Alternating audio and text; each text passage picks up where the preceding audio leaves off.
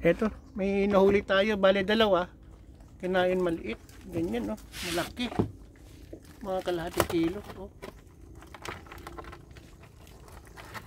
Wala, hindi natin. So ganyan sanang mahuli natin. Kinain yun isa eh. So yun dapat ng ano, alimango. Makakahuli ka lang ng 2 kilo na. 3 pirasong alimango magtitimbang ng 2 kilo. So mahigit medyang isa.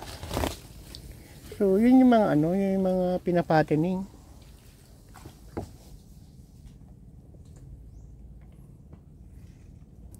Kaso nga lang hindi makalaki yung mga alimango dito dahil wala eh. Pag wala tayo,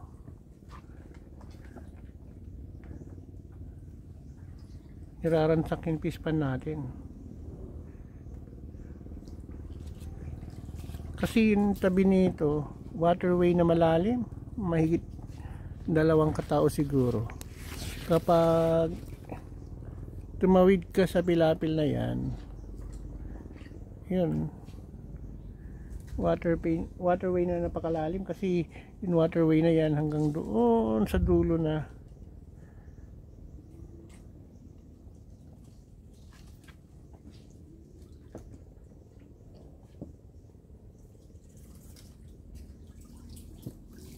Dito rin kami nakakuha dati ng talakitok na malalaki.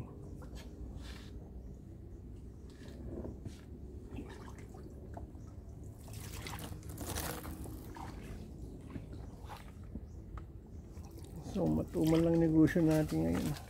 Maluwag kasi, baka pumupunta rin mga alimango. Territorial nga. So tingnan natin kung may laman to.